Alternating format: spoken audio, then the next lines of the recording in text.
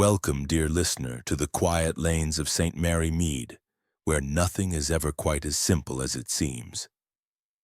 Pull up a comfortable chair, pour yourself a cup of tea, and allow Miss Jane Marple, gentle, white-haired, and sharper than a hatpin, to guide you through another deliciously tangled village mystery. Today's tale is entitled Chapter 1: The Dress That Should Never Have Been Worn. The summer of 1952 lingered over St. Mary Mead like a guest who had quite forgotten the time. Roses drooped heavily in the heat. The village green had turned the color of biscuit, and even the rooks in the elms sounded languid. In the small, neat drawing room of Dame Mead Cottage, Miss Jane Marple sat beside the open window with a pale blue bed jacket growing steadily on her needles. The click-click of the steel was the only sound apart from the occasional drone of a bee among the sweet peas outside. At 77, or 78, she herself was never quite certain. Miss Marple had reached the age when most people expect to be surprised by very little. Yet surprises, she had found, still arrived, only they tended to wear quieter clothes. The garden gate creaked. Brisk, elastic footsteps crossed the gravel, and Cherry Baker appeared in the doorway, hat askew, cheeks scarlet with news. "Miss Marple, you'll never credit it. They've took Miss Blacklock off in Dr. Haydock's car, white as a sheet and talking about blood on orange blossom." Miss Marple's needles paused, but her voice remained as mild as milk. "Dear me. Sit down, Cherry, and begin at the beginning. Who has taken whom and why orange blossom?" Cherry needed no second invitation. She dropped into the chintz armchair, fanned herself with a seed catalogue, and began. "Well, it was Miss Hartnell, her that keeps the two Pekingese, walking them past Little Grange at 6:30 this morning. The morning room curtains were still drawn, but one of them had slipped its hook, and there, bold as brass on the chaise longue, was a wedding dress. White satin, veil, wreath, the whole thing, laid out as if the bride was coming down to breakfast. Miss Hartnell thought at first it must be one of Miss Blacklock's jokes. She's got a lively sense of fun, has Miss Blacklock. But when she tapped on the window, there was no answer. So she went round to the side door, found it on the latch, and walked in. And there was Miss Blacklock herself, lying on the rug, gasping like a fish, with the dress staring down at her and a piece of paper pinned to the bodice. Cherry paused for breath. "Go on," Miss Marple said quietly. The paper was wrote in violet ink, proper old-fashioned ink it looked, and it said, "I confess the child was never yours. E. Draper, seamstress." Miss Hartnell screamed, the maids came running, and they carried Miss Blacklock upstairs. Dr. Haydock says it's shock mostly, but her heart's fluttering something dreadful. And the queerest thing of all, Mrs. Blacklock keeps murmuring about orange blossom, says the whole room reeks of it, though there isn't a sprig in the house. Miss Marple laid her knitting carefully on the little table beside her. "E. Draper," she repeated softly. "That would be Elsie Draper, I imagine." Cherry's eyes widened. "The one that vanished?" "The very same. She was the finest needlewoman in the county. Made Miss Blacklock's wedding dress in 1928, or perhaps 1927, when she was engaged to poor Randall Godler. He died in India 2 weeks before the wedding. The dress was put away and I believe never spoken of again. And Elsie Draper disappeared the following year. There was some trouble about a child. People said she had drowned herself in Meddenham Weir, but no body was ever found." Cherry gave a delighted shiver. "And now her ghosts come back with the dress." "Ghosts," said Miss Marple with gentle reproof, "do not write in violet ink, nor do they pin confessions to satin bodices. Someone very much alive laid out that gown this morning and chose a most dramatic moment to do it." She rose, smoothing her flowered cotton dress. "I think, Cherry, I had better put on my hat and pay a little call at Little Grange. Shock is a serious matter at Miss Blacklock's age, and one likes to be neighborly. 20 minutes later, Miss Marple, in dove gray and a straw hat trimmed with violets, walked slowly up the lane towards Little Grange. The house stood back from the road behind a neatly clipped beech hedge. Georgian, red brick, comfortable rather than beautiful. As she approached the gate, she met Colonel Easterbrook hurrying the other way, scarlet in the face. "Scandalous business," he barked. "Police ought to be called. Wedding dress indeed. Letitia Blacklock's no chicken. Who'd want to marry her at her time of life?" Miss Marple murmured something soothing and passed on. In the hall she was met by Dora Bunner, known to everyone as Bunny, a thin, anxious woman with untidy gray hair and the vague, fluttering manner of a moth. Bunny had lived with Letitia Blacklock for almost 30 years and adored her with a devotion that sometimes made strangers uncomfortable. "Oh, Miss Marple, isn't it dreadful? Letty is resting upstairs, but she particularly asked if you would come. She says you always know what to do when things go wrong." Miss Marple followed Bunny up the shallow staircase. On the landing she paused. The door to the morning room stood ajar, and through it she could see the chaise longue with its faded petit point cushions. The dress was gone, removed no doubt for evidence, but the air still held a faint, sweet, heavy scent, not orange blossom. Miss Marple's nose, trained by decades of gardens and greenhouses, detected something sharper beneath the sweetness.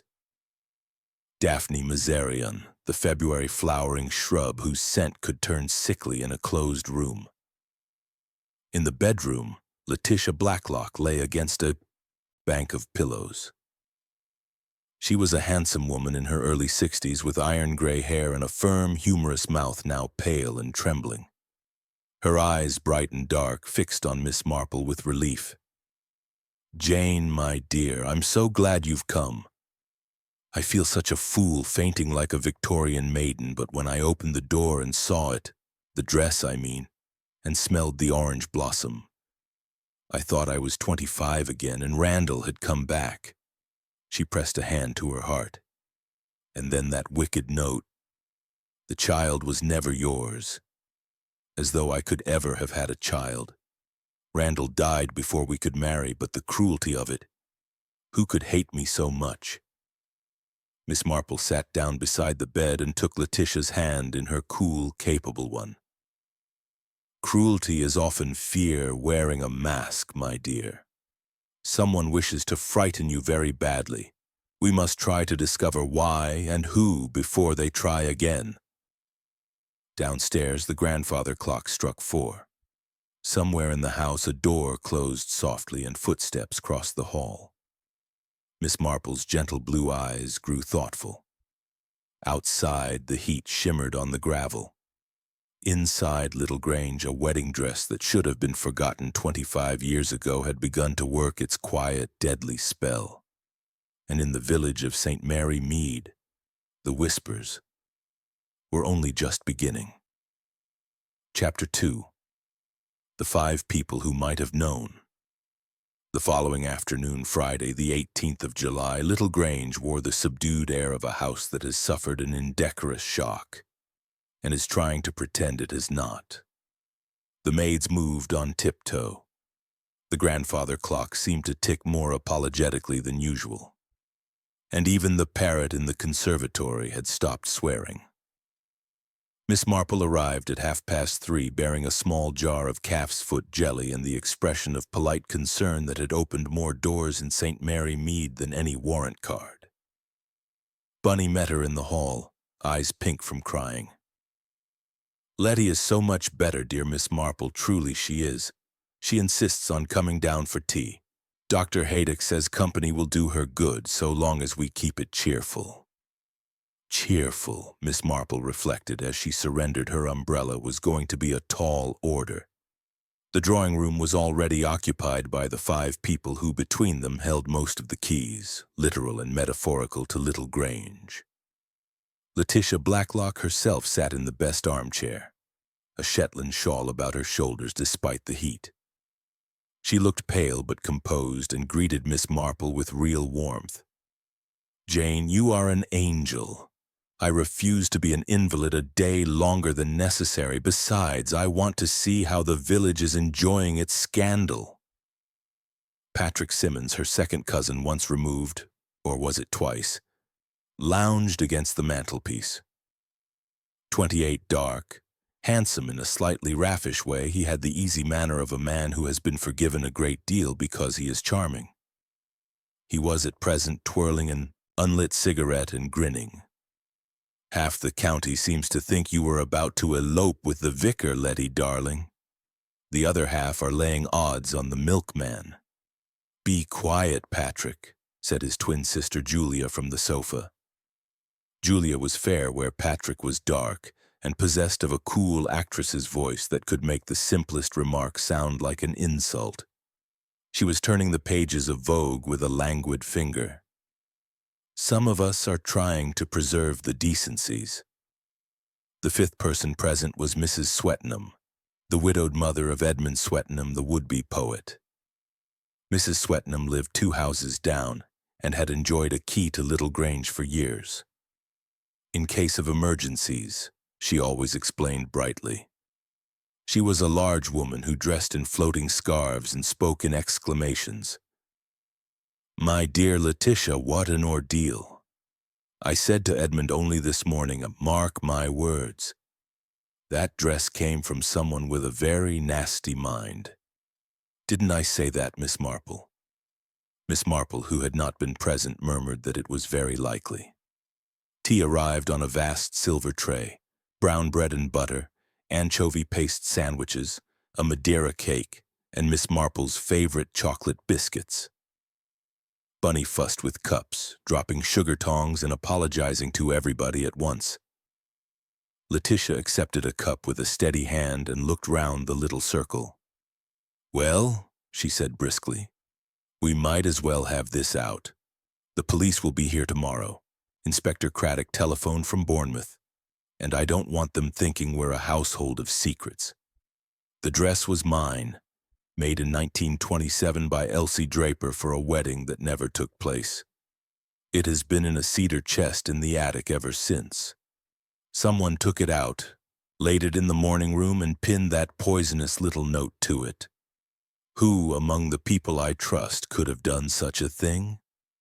A small, awkward silence fell. Patrick broke it with a laugh. "Darling Letty, you can hardly expect one of us to put our hand up and confess." "No," Letitia said quietly, "but I should like to know who was in the house last night." Bunny gave a distressed squeak. "Only the usual people, Letty. You and me, Patrick and Julia. They were at the pictures in Much Benham until late. And Mrs. Swettenham popped in for a moment after supper to borrow a book of sermons for the church sale. And Philippa, of course, came to ask about the roses, but she never came inside." Philippa Hames, tall, fair, reserved, was the war widow who worked as gardener and lived in the old lodge with her small son. She was not present now. Miss Marple made a mental note of the fact. Mrs. Swettenham set down her cup with a clatter. "I was not here above 5 minutes, Letitia, as you well know. I came for the Keble sermons and left again. I never went near the morning room."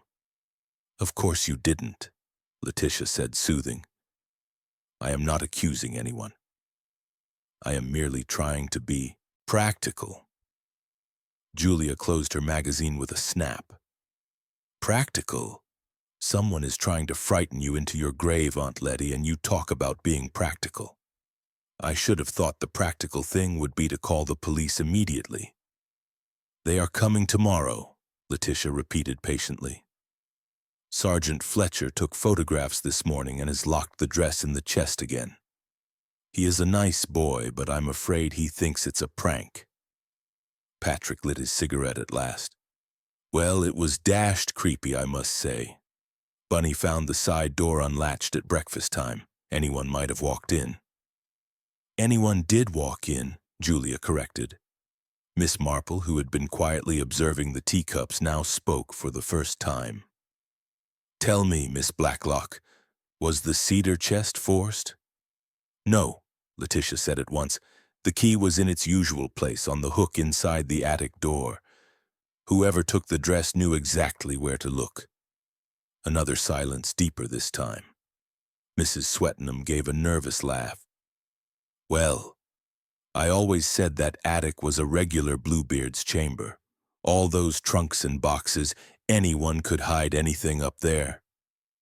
Miss Marple's eyes rested on her for a moment, mild but thoughtful. Patrick stubbed out his cigarette. Look here. Why don't we all go up and search the attic together? Make sure there isn't a convenient corpse in a bandbox or something. Letitia gave a faint smile. Patrick, you are ridiculous, but perhaps tomorrow when I'm stronger. Outside the window, a shadow moved. Philippa Hames, in corduroy trousers and an Airtex shirt, was wheeling a barrow of lawn clippings past the house. She glanced up, saw the assembled company, and for an instant her face was quite white. Then she bent her head and hurried on. Miss Marple watched her go, and the click of her knitting needles, which had been silent throughout tea, began again. Soft, rhythmic, thoughtful. 5 people who might have known where the key was kept. 5 people who, for different reasons, might wish Letitia Blacklock to remember a wedding that never happened, and a child that was never born. The chocolate biscuits went untouched. Chapter 3, The Seamstress Who Vanished. That same evening, the Blue Board did a brisk trade in speculation. Old Mr. Huggins at the dartboard declared that Elsie Draper had been no better than she ought to be. Mrs. Price Ridley, nursing a sweet sherry, insisted that the dress had been sent by a certain party in Milchester who shall be nameless. Young Mr. Baker, Cherry's husband, offered to lay 10 to 1 that the whole thing was a publicity stunt by the twins for some film they were secretly making. Miss Marple, seated in her usual corner with a glass of elderberry wine she had no intention of finishing, listened to it all and said nothing at all. When she left at 9:30, the air had cooled a little and the sky was the color of pigeon breast. She walked home slowly past the darkened windows of the vicarage and the faint smell of stocks from Miss Hartnell's garden. At Mead Cottage, she let herself in, lit the lamp on the hall table, and climbed the stairs to her bedroom. From the bottom drawer of the tall boy, she took a small cedarwood box. Inside, wrapped in yellowed tissue, lay 3 objects: a fragment of Honiton lace, a dance program from the Milchester Assembly Rooms dated 1927, and a photograph. The photograph showed a young Letitia Blacklock, slim, radiant, laughing up at a tall man in evening dress. On the back, in faded ink, "To my darling Letty with all my love forever, Randall, Christmas, 1926. Miss Marple studied it for a long time, then returned everything to the box and went downstairs to make a pot of cocoa. The next morning, Saturday, she was in her garden deadheading roses when Philippa Hames came up the lane pushing her little boy on a tricycle.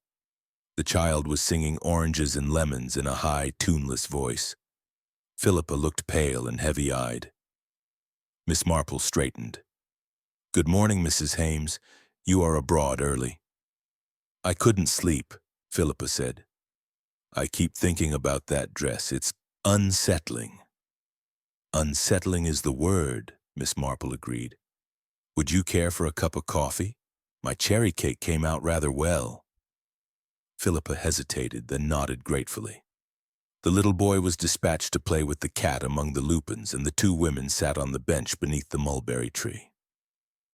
After a moment, Philippa said in a low voice, "Miss Marple, do you believe in ghosts?" "I believe," Miss Marple answered, pouring coffee, "that the past is never quite as dead as we should like it to be. Tell me, my dear, did you ever hear your mother speak of a seamstress called Elsie Draper?" Philippa's hand jerked. Coffee slopped into the saucer.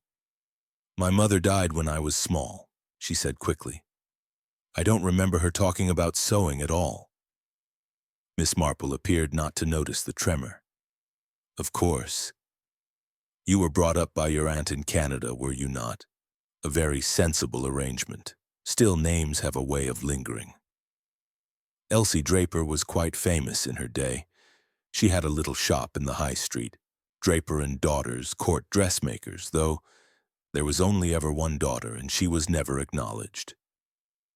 Philippa stared fixedly at the lupins. Miss Marple went on in the same gentle tone. In the spring of 1929, Elsie was charged with concealing the birth of a child. The baby was said to have died, but no body was found, and Elsie disappeared the night before the hearing. Most people assumed shame had driven her to the river. I always thought that a trifle too convenient. Philippa set her cup down with care. Why are you telling me this? Because someone wishes Miss Blacklock to believe that the child lived, and that it was hers. A cruel fancy, unless there is truth behind it. I wondered whether you, working so closely at Little Grange, had noticed anything out of place. Philippa stood up abruptly. I must get back. Thank you for the coffee. She called her son and was gone before Miss Marple could offer a second slice of cake. At 11 o'clock, Inspector Craddock arrived from Much Benham in a black Wolseley that caused a sensation in the High Street. He was a tall, dark, pleasant young man who had learned a great deal from Miss Marple on a previous occasion, and was not too proud to admit it. He found her in the drawing-room surrounded by seed catalogues. Miss Marple, I'm told you're already in the thick of it. Sergeant Fletcher says the whole village treats you as unofficial CID. Miss Marple smiled. Sergeant Fletcher flatters me. But since you are here, Inspector, perhaps you would like to see the dress. They walked together to Little Grange. Letitia received them in the morning room, which had been thoroughly cleaned but still carried that faint, disturbing sweetness. Craddock examined the gown, now lying in its open chest like a sleeping bride. The violet ink confession had been removed for fingerprinting. None were found but smudges, and the mezereon petals sent to the county analyst. Attempted poisoning is a serious charge, Craddock said gravely, but the dose was tiny, more shock than danger. Still, someone meant mischief. He turned to Letitia. Who benefits if you die, Miss Blacklock? Letitia gave a short laugh. That is the absurd part. Until last year, my money went to the Simmons twins. Lately, I have been thinking of making a new will, more charities, a trust for Philippa's little boy, that sort of thing. But I have not done it yet. So at the moment, Patrick and Julia would still inherit everything. Craddock made a note. And the household all have keys? Only Bunny and I have latch keys. The others come and go during the day. Mrs. Swetnam has had one until recently.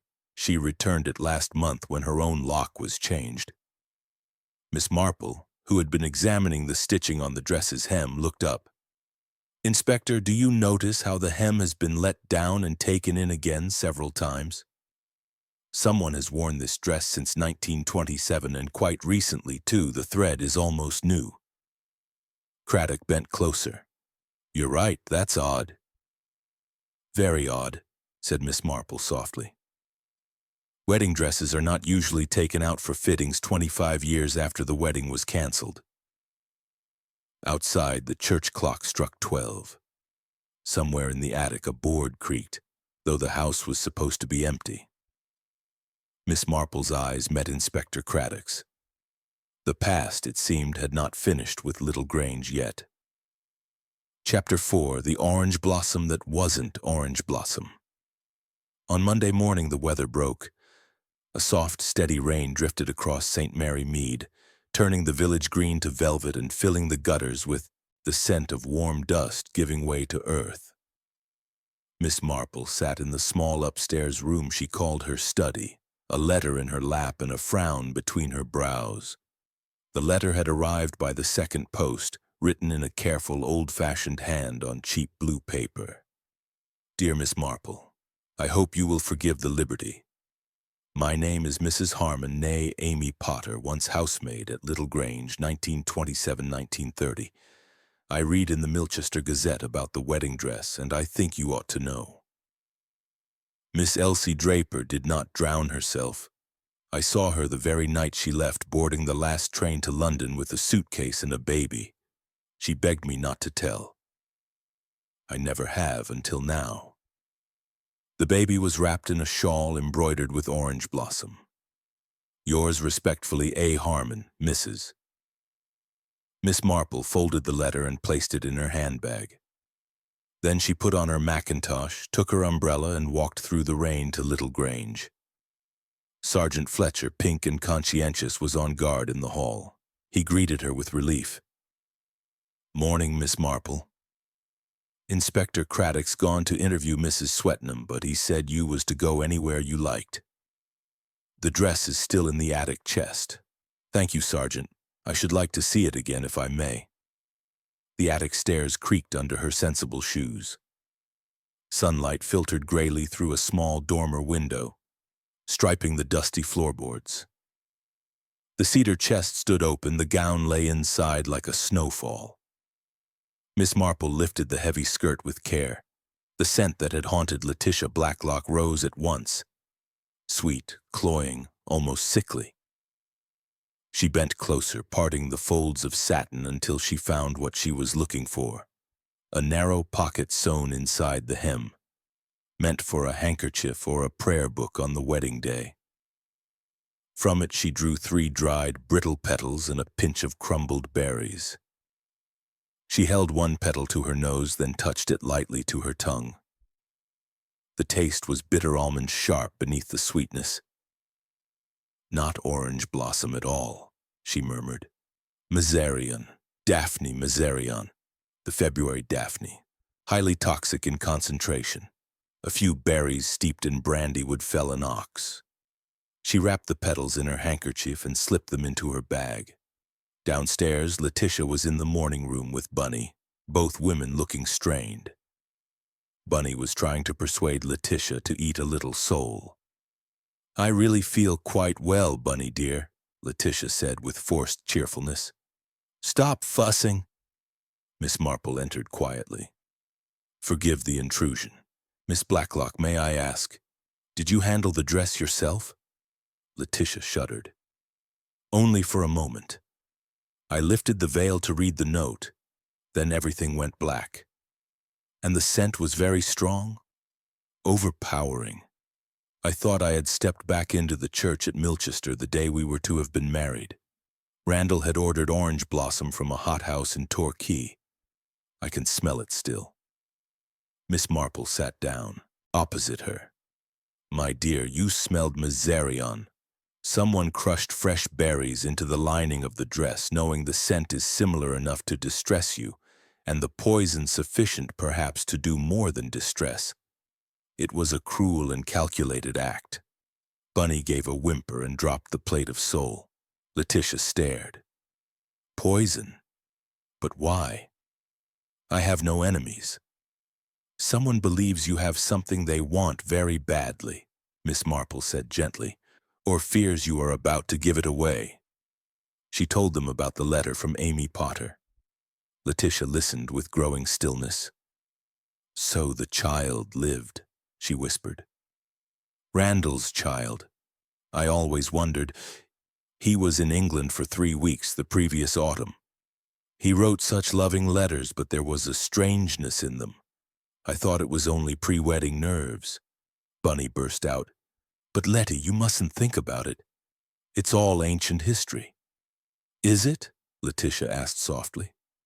"Someone has gone to great trouble to remind me that it is not." Miss Marple rose. "I must speak to Inspector Craddock at once. And I think, Miss Blacklock, that we should ask everyone who was in the house on Wednesday evening to come here tomorrow morning. It is time we stopped pretending this was a prank." As she left the room, she met Patrick and Julia coming in from the garden, raindrops shining on their hair. "Morning, Miss Marple," Patrick said gaily. "Heard the latest? The county analyst confirms poison. We're all suspects now. Fancy a cocktail?" Julia gave him a withering look. "For heaven's sake, Pat," Miss Marple smiled serenely. Thank you, no. I have never found that alcohol sharpens observation, though I believe, Mr. Simmons, that you will need all your wits tomorrow. Patrick's grin faltered for the first time. That afternoon, Miss Marple paid a call on old Miss Hartnell, who had been the first to see the dress. Miss Hartnell, surrounded by Pekingese and indignation, was only too ready to talk. I knew that Draper girl was fast, she declared, always humming film tunes while she pinned hems, and Captain Godler was far too handsome for his own good. Mark my words, there was something between them. Did you ever see them together? Miss Marple asked. Miss Hartnell hesitated. Well, once. In the rose garden at Little Grange. He kissed her hand. I thought it was just his manner. He was foreign in his ways, you know, but she blushed crimson. Miss Marple thanked her and walked home through the long way, past the churchyard where Randall Godler lay beneath a marble angel. The rain had stopped. A watery sun glinted on the wet grass. She paused at the gate. Poor children, she said aloud to the quiet graves. All of them, the living and the dead. Somewhere in her pocket the Miserion petals rustled like dry bones. Tomorrow the dress would be brought downstairs again, and the household would gather around it one more time. But this time, Miss Marple thought, the veil would be lifted from more than satin and lace. Chapter 5. Motives in the Garden. Tuesday dawned bright and blustery, as though the weather itself had decided to clear the air. At 10:30, the entire household of Little Grange, plus 2 invited guests, assembled in the drawing-room. The cedar chest had been carried down and placed in the center of the Aubusson carpet like a pale coffin. Present were Letitia Blacklock, upright in her high-backed chair, looking frail but determined Dora Bunner, twisting a damp handkerchief into knots Patrick and Julia Simmons, he lounging, she sitting very straight Mrs. Swettenham, scarves fluttering with nervous excitement Philippa Hames, summoned from the greenhouse, soil still on her hands. Inspector Craddock, notebook in hand, and Miss Marple, small and neat in dove gray, knitting placidly in the corner. The wedding dress lay across the chest, veil spread like a pool of moonlight. Craddock cleared his throat. We now know the substance in the lining was Miserion, enough to cause serious illness if absorbed through prolonged contact. The question is, who put it there and why? Patrick gave a low whistle. So it really was attempted murder. Attempted serious harm, certainly, Craddock said. Miss Blacklock, have you any idea who might profit from your death? Letitia lifted her chin. I have been meaning to make a new will. My present one, drawn up years ago, leaves everything to Patrick and Julia. Lately I have felt they treat the money as already theirs. I intended to reduce their share and create a trust for young Harry Hames, Philippa's boy, and several village charities. Patrick's smile vanished. Julia's eyes flicked to his sister. Julia spoke coolly. You might have mentioned it, Aunt Letty. I might, Letitia agreed, but I did not. Mrs. Swettenham gave a loud, artificial laugh. Well, I'm sure no one here would dream of hurting dear Letitia for mere money. Craddock turned to her. Mrs. Swettenham, you returned your key last month. Why? She flushed. My own lock was changed. I simply never asked for the new one. No mystery. And yet, Miss Marple said mildly without looking up from her needles, you were in the house on Wednesday evening. You borrowed sermons, I believe. Mrs. Swettenham's scarves fluttered again. 5 minutes, no more. Bunny suddenly burst out. It wasn't me. I love Letty more than anyone.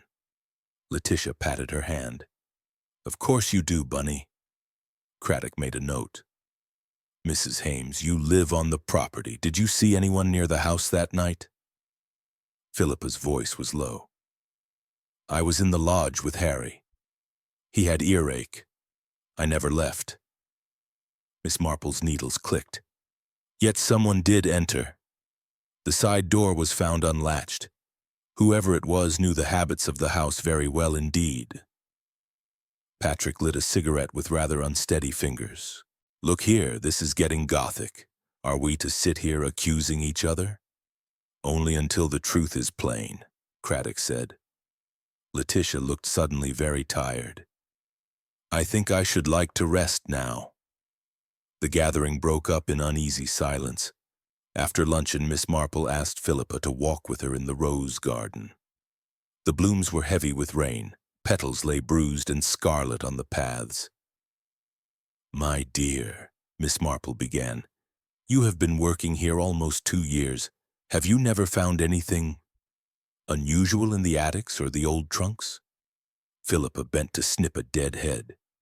Only mice and mothballs. And letters? Photographs? A pause.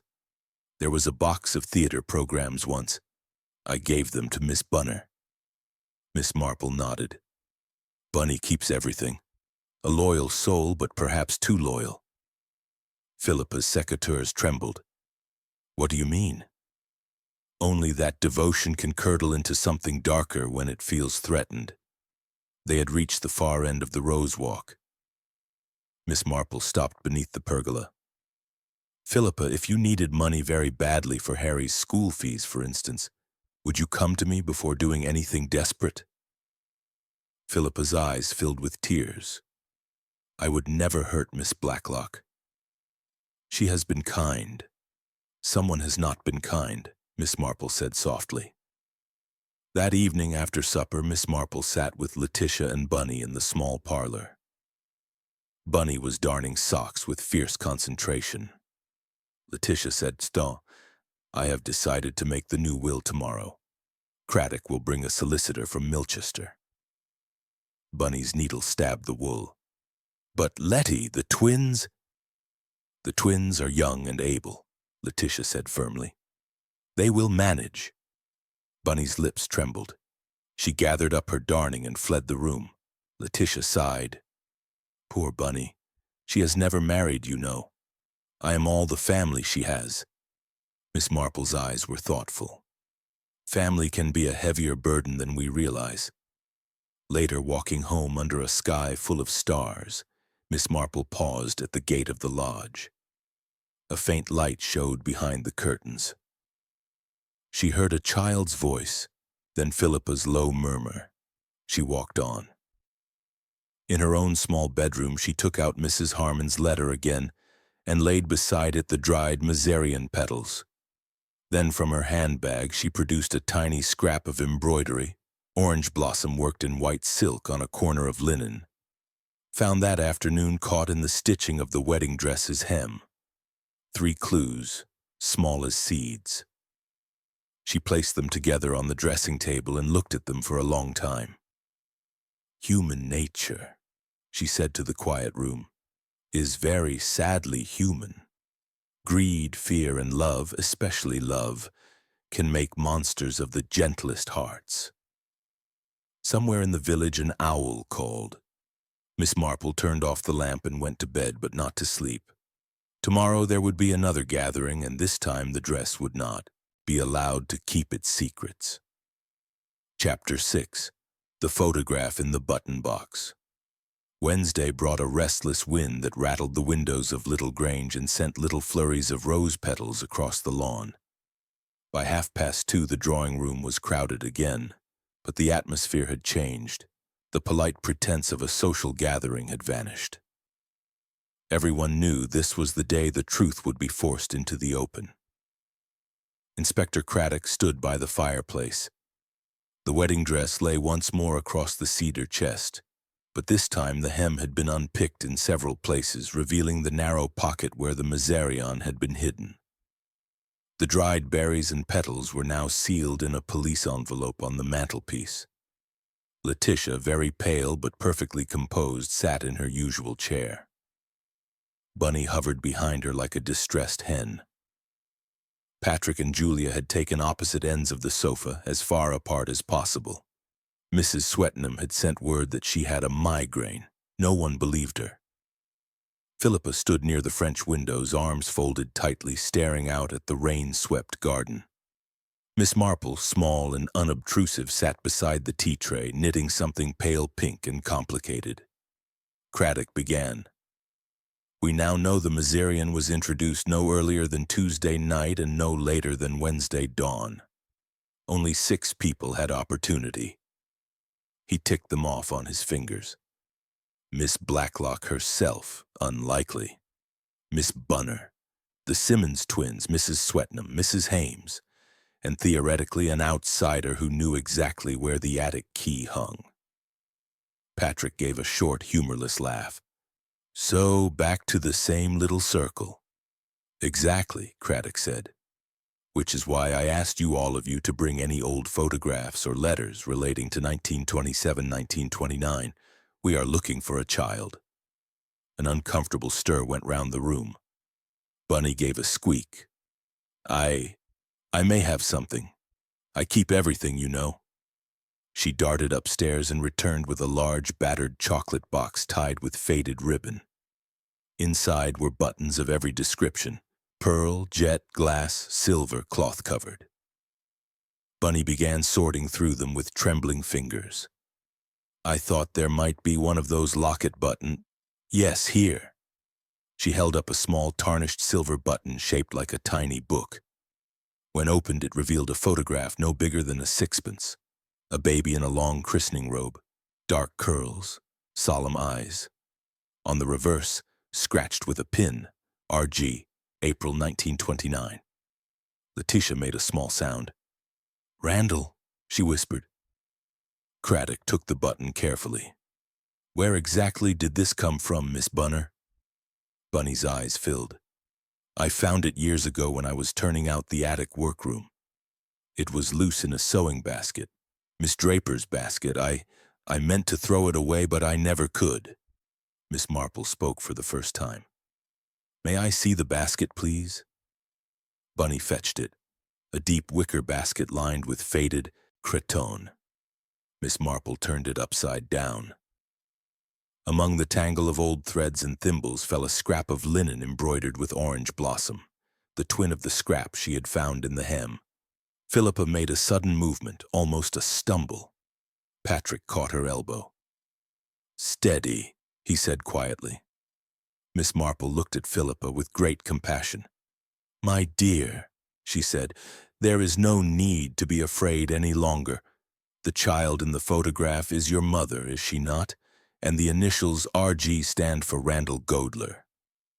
The room was utterly silent except for the wind rattling the windows. Philippa's voice, when it came, was barely audible. Yes. My mother was Elsie Draper's daughter. She was born in April 1929 and smuggled to Canada when she was 3 weeks old. Elsie followed a month later. My mother only told me the whole story last year, just before she died. She said the father had been a naval officer who died before he could marry Elsie. She never named him. But when I saw the initials on the back of the wedding dress box in the attic, I knew. Letitia leaned forward. Then you are Randall's granddaughter? Philippa nodded, tears falling unchecked. I didn't come here to claim anything, she said fiercely. I only wanted work after my husband was killed. When I realized who Miss Blacklock was, I thought, perhaps, if she knew there was a child of Randall's living, she might be glad. I never meant harm. Miss Marple's voice was gentle. But you did take the dress from the chest last week. Yes, Philippa admitted. I wanted Miss Blacklock to see it, to read the confession I wrote. I used violet ink because Mother said that was the color Elsie always used. I laid it out before anyone was up, meaning to be in the morning room when Miss Blacklock found it. But when I looked through the window and saw her lying there, white as death, I was terrified and ran away. I thought my silly impulse had killed her. Craddock frowned. So you placed the dress in the note, but not the Miserion? No, I swear it. The lining already smelled strange. I thought it was old moth repellent. Miss Marple turned to the room at large. Then we are left with a second person, someone who saw the dress laid out, recognized the danger to their own expectations, and seized the chance to turn a plea for recognition into something far more sinister. Every eye turned, almost involuntarily, to Bunny. Bunny had gone the color of candle wax. I wouldn't, she began. Miss Marple's voice remained soft, but it carried to every corner. You have loved Miss Blacklock devotedly for 30 years, have you not, Miss Bunner? Loved her, perhaps, more than she ever realized. And lately you have been afraid. Afraid the twins would squander her fortune. Afraid Philippa's child would take the place you have held in her heart all this time.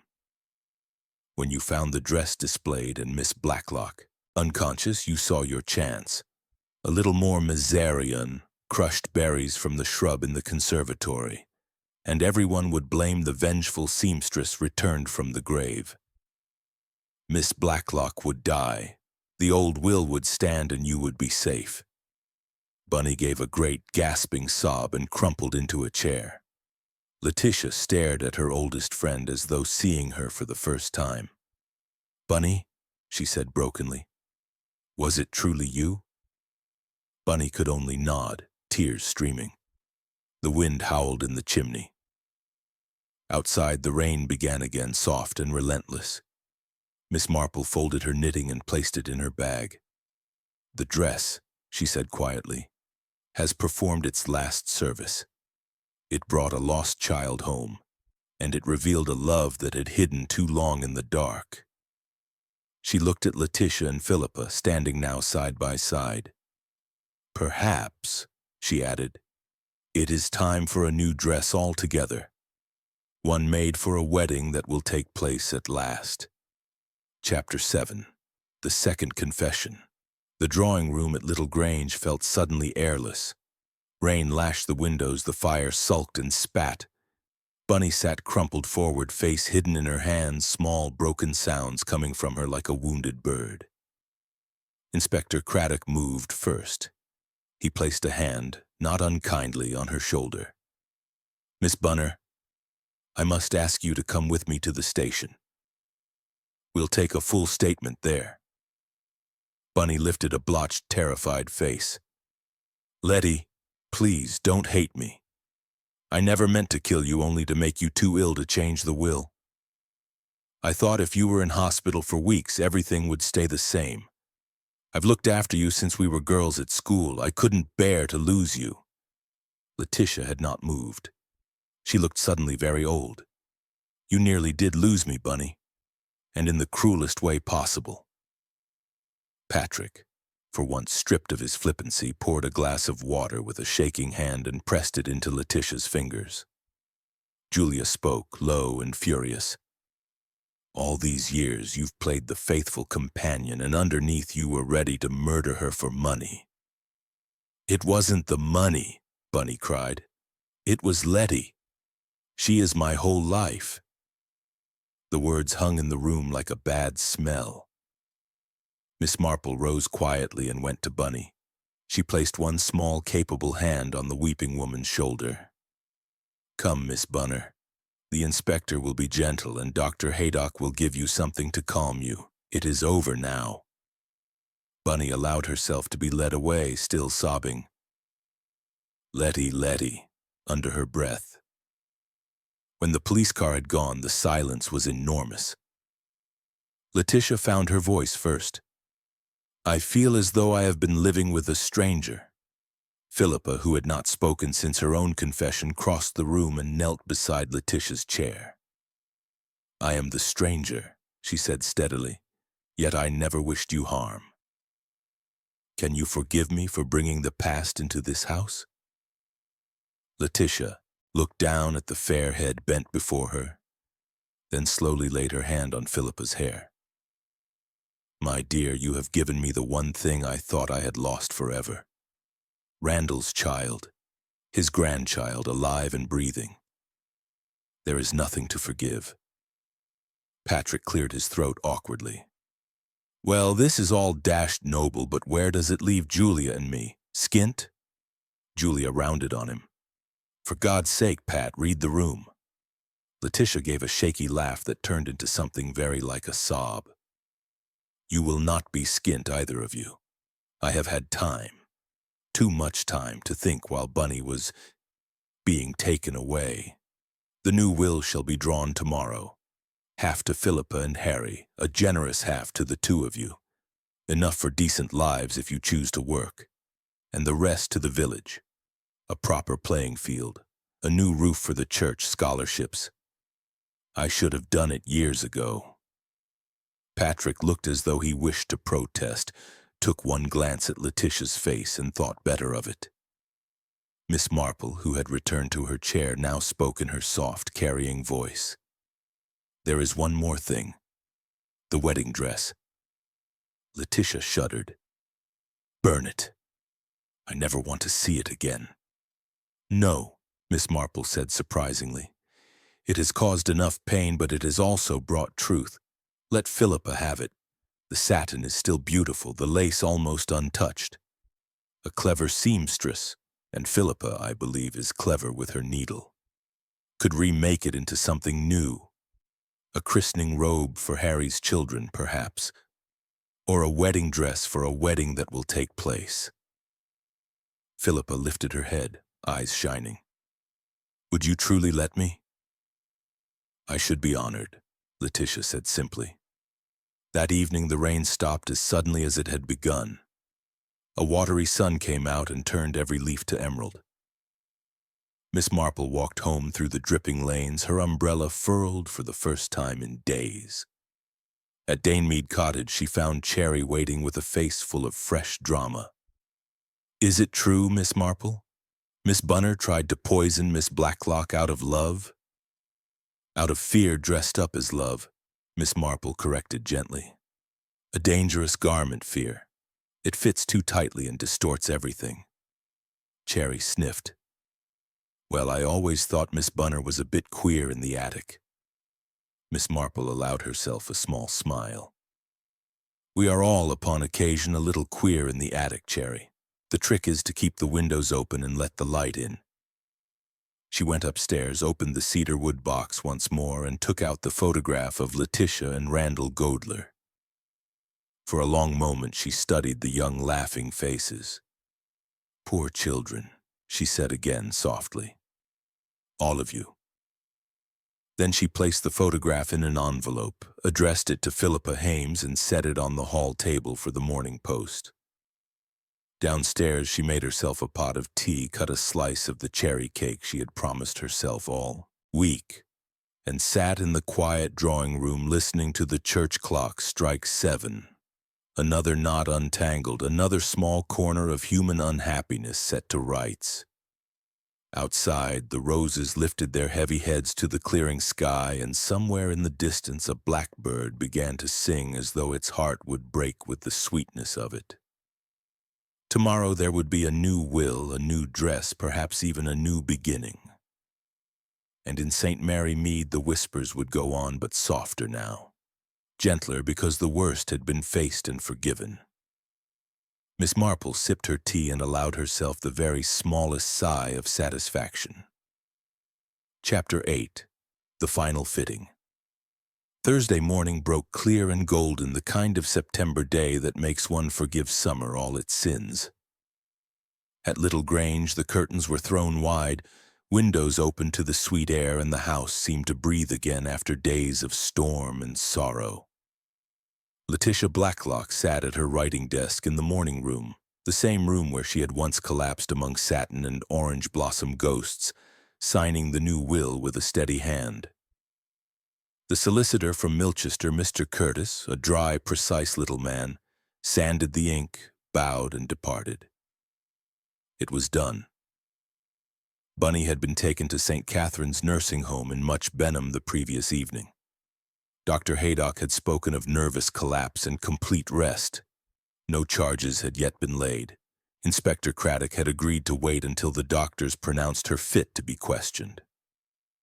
Letitia had sent flowers, white roses and nothing scented, and a short note. I shall come when you are stronger, L. The wedding dress lay across the chaise longue one final time. Philippa had spent the night unpicking seams by lamplight, her eyes red but resolute. Now the great folds of satin were draped ready for the fitting that would turn an instrument of terror into something hopeful. Letitia had asked everyone to come at 11. Patrick and Julia, Miss Marple, even Mrs. Swettenham, who had recovered from her migraine with miraculous speed once she heard the danger was past. Philippa stood in her slip, arms raised, while Letitia herself pinned and measured. The older woman's fingers shook only once. "Raise your left arm a little, dear. There. You are almost exactly my measurements when I was 25. Randall always said the dress would suit a bride with hay-colored hair." Philippa flushed. "I feel as though I'm stealing your memories." "No," Letitia said firmly. "I am giving them to you. They are happier in your keeping." Patrick, lounging in the window seat, watched the scene with an expression curiously close to tenderness. "Never thought I'd see Aunt Letty play fairy godmother with a poison frock," he murmured to Julia. "Shut up, Pat," Julia said, but without heat. She was watching Philippa too, and there was something almost shy in her eyes. Miss Marple sat beside the tea tray. It seemed she was always beside a tea tray at moments of crisis, and observed everything with quiet satisfaction. When the pinning was finished, Letitia stepped back. "It will be beautiful," she said. "Shorter, of course, and without the veil. Veils belong to first weddings, but the lace on the bodice can stay. And the little orange blossom embroidery on the train, your grandmother's work, Philippa, shall be left exactly as it is." Philippa's eyes filled. "I don't know how to thank you." "Thank the dress," Letitia said with a small, crooked smile. "It has waited a very long time to be worn in happiness." Mrs. Swettenham, who had been unusually silent, now dabbed at her eyes with a lilac handkerchief. "Well, I always say everything turns out for the best. Though I did think for a while we'd have a corpse instead of a bride." Patrick choked on his tea. Miss Marple set down her cup. "Speaking of corpses, Inspector Craddock telephoned this morning. The Mazarion berries exactly match those from the shrub in the conservatory, and Bunny's fingerprints, smudged but unmistakable, are on the inside pocket of the hem. It is finished." Letitia looked towards the garden where the roses were beginning to open again after the rain. "I shall visit her next week," she said quietly. 30 years of friendship cannot be undone in a day, even by attempted murder. Bunny is unwell in her mind. Perhaps she always was, and I never saw it. Miss Marple's voice was soft.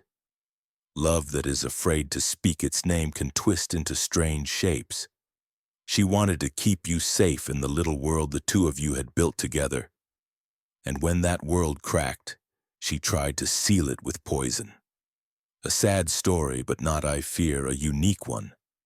Julia stood up abruptly. "Well, I, for one, refuse to be sentimental about a woman who tried to kill my aunt, but I'm glad the dress is going to be worn properly at last. When's the wedding, Philippa?" Philippa blushed scarlet. "There isn't one, yet." Patrick raised an eyebrow. "Give the girl time, Ju. She's only just inherited half a fortune." Letitia laughed, an honest, astonished laugh that turned every head. "Listen to us, planning weddings when we have only just escaped a funeral." Miss Marple folded her knitting and rose. "I think," she said, "that is the moment to leave. Too much happiness is as embarrassing as too much grief." She said her goodbyes, accepted a slice of Madeira cake wrapped in grease-proof paper for your tea, and walked home through the sunlit lane. At Mead Cottage, she found a letter in the familiar blue envelope waiting on the mat. Inside, in Bunny's shaky handwriting, "Dear Miss Marple, they are very kind here. I sleep a great deal. Please tell Letty I am sorry every waking minute. I think I went mad for a little while. Thank you for seeing the truth when no one else did. Yours with contrition, Dora Bunner. Miss Marple read it twice, then placed it in the cedarwood box alongside the old photograph of Letitia and Randall. She stood at the window watching the village settle into its gentle afternoon rhythm. The baker's van, children on bicycles, old Mr. Willis asleep on the seat by the war memorial. Another mystery laid to rest, not perfectly, for human hearts are seldom perfect, but as peacefully as this imperfect world allows. The wedding dress would be worn again, the poison washed from its folds, the past turned into something new and shining. Miss Marple smiled very slightly and went to put the kettle on. Chapter 9. The Blessing of the Dress. 6 months later, on a bright April Saturday in 1953, the bells of St. Mary Mead rang out as they had not rung since VE Day. The church was full to bursting. Mrs. Price Ridley had commandeered the front pew on the right with the triumphant air of a woman who had predicted everything, except the happy ending. Miss Hartnell's Pekingese had been left at home for once, though their barks of protest could be heard all the way from the Lich Gate.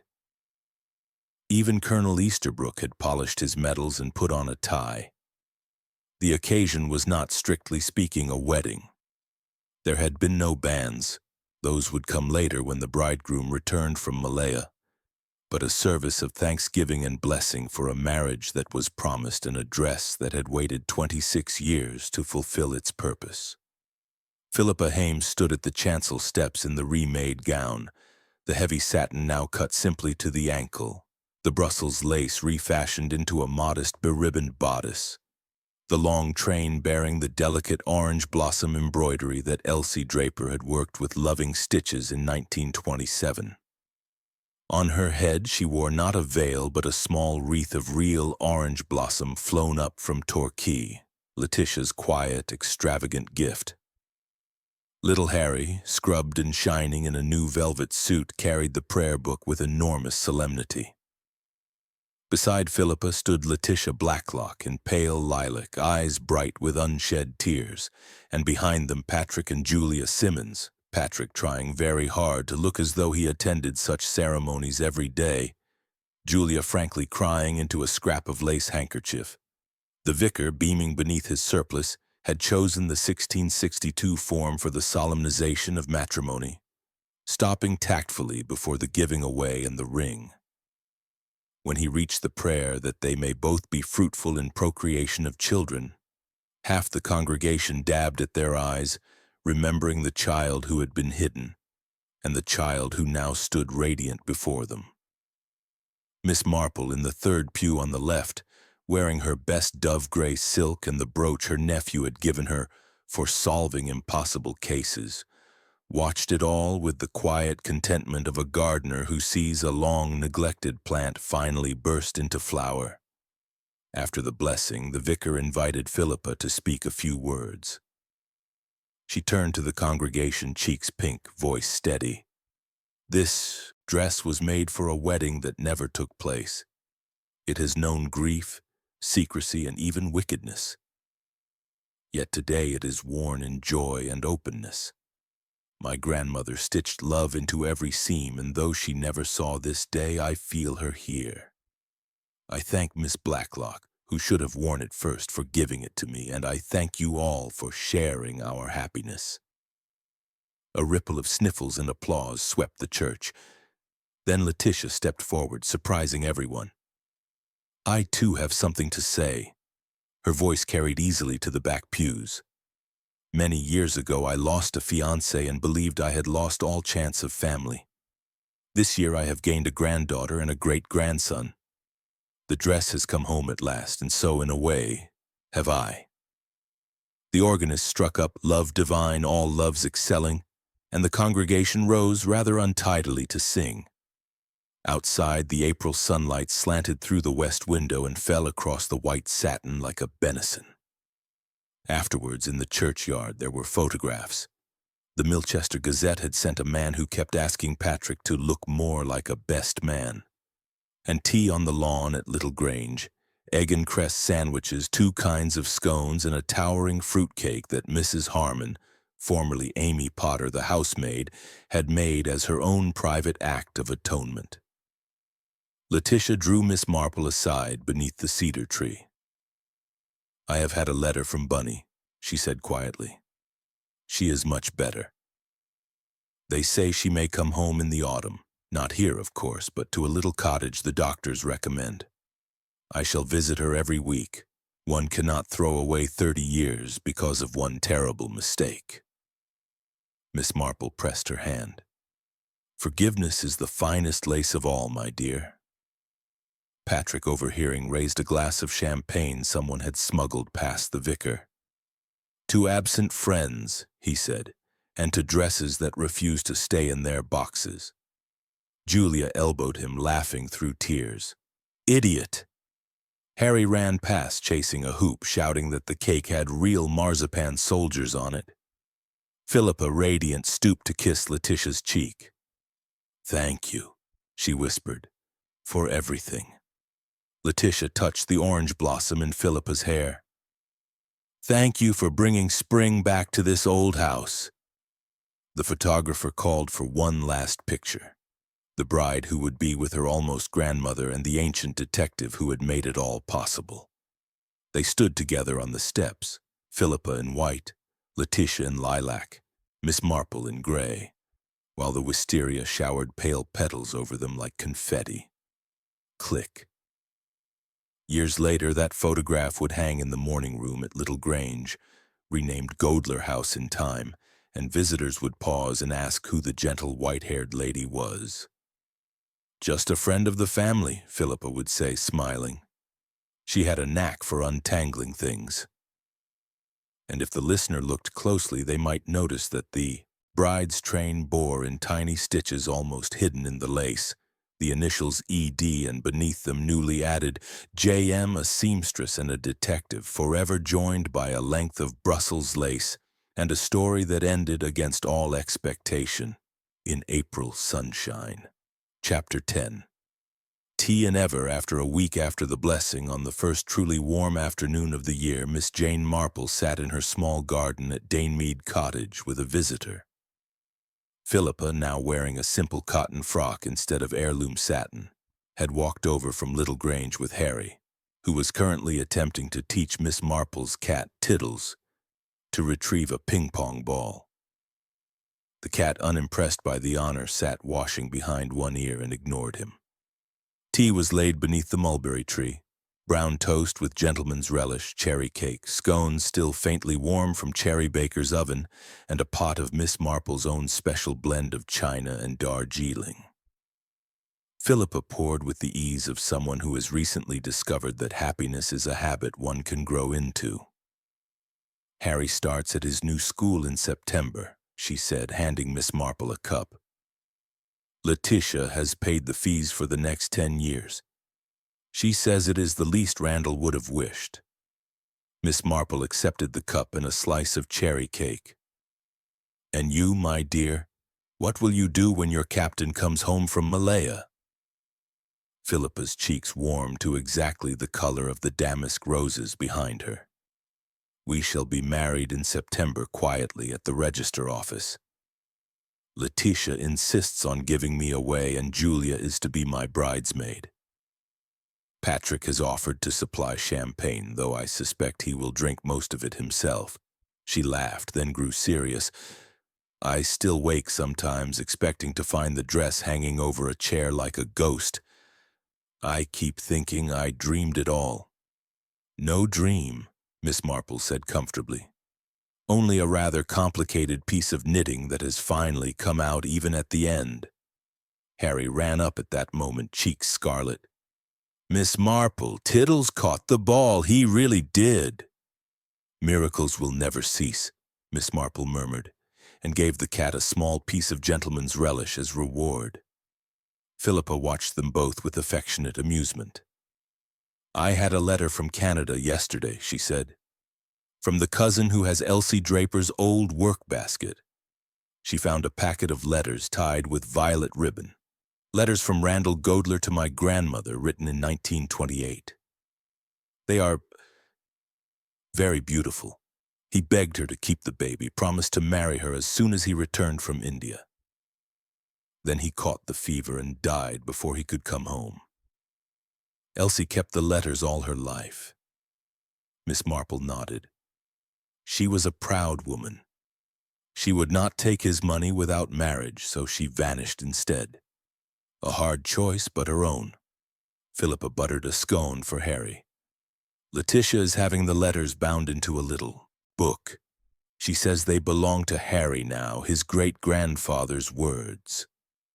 A comfortable silence fell, broken only by the sound of bees and the distant chime of the church clock striking 4. At length Philippa said, "You know, when I first came to St. Mary Mead, I thought it the sleepiest place on earth. Nothing ever happens here, I told myself. How wrong I was." Miss Marple's blue eyes twinkled. "My dear, the sleepier the village, the more violently the passions boil beneath the surface. We are none of us quite as peaceful as we appear, thank heaven." Harry, tired of cricket with Cat, climbed onto the bench between them. "Miss Marple, will there be another murder soon?" he asked with ghoulish hope. Philippa gasped. "Harry!" Miss Marple only laughed, a gentle tinkling sound like rain on a window pane. "I sincerely hope not, Master Harry. One poisoned wedding dress is quite sufficient for 1 year. Besides, I have promised Cherry a new knitted bed jacket, and the wool is particularly trying." Harry looked disappointed but was diverted by the arrival of the postman with a picture postcard of Bournemouth Pier. On the back, in Bunny's careful, old-fashioned hand, "The sea is very beneficial. I think of you all every day with affection and remorse. The doctors say I may come home in October. Please tell Miss Marple I have taken up crochet. It is wonderfully soothing. Ever your friend Dora B. Philippa read it aloud, then folded it carefully. Letitia has found her the dearest little cottage near the church. Rosebank, the one with the white porch. She will want for nothing. Redemption," Miss Marple said quietly, "comes in small stitches sometimes." The sun slipped lower. Long shadows stretched across the grass. Harry went to sleep with his head on Philippa's lap, one thumb in his mouth, the other hand curled around Tittle's tail. The cat endured it with noble patience. Philippa looked at the sleeping child, then at the old lady beside her.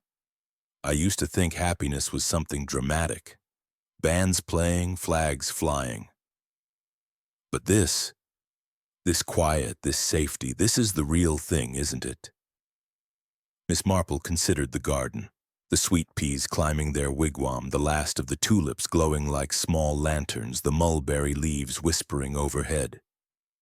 "Yes, my dear," she said at last, "this is the real thing, and it is stronger than any amount of drama. Drama passes. Tea and kindness and ordinary days, these abide." She reached for the teapot. "Another cup before you go. The second brew is always the sweetest." Philippa held out her cup, smiling. They sat in the golden afternoon until the shadows grew long and cool and the church clock struck 6 and Harry woke up demanding jam. Later, when Philippa and Harry had walked back down the lane hand in hand, Miss Marple gathered the tea things onto the tray and carried them indoors. She paused in the doorway to look back at the garden, now empty except for the cat washing its whiskers in a patch of sun. Another story finished. Another small tangle of human hearts smoothed out, not perfectly, for nothing human is ever perfect, but well enough. She closed the door softly, set the tray on the kitchen table, and went upstairs to fetch her knitting.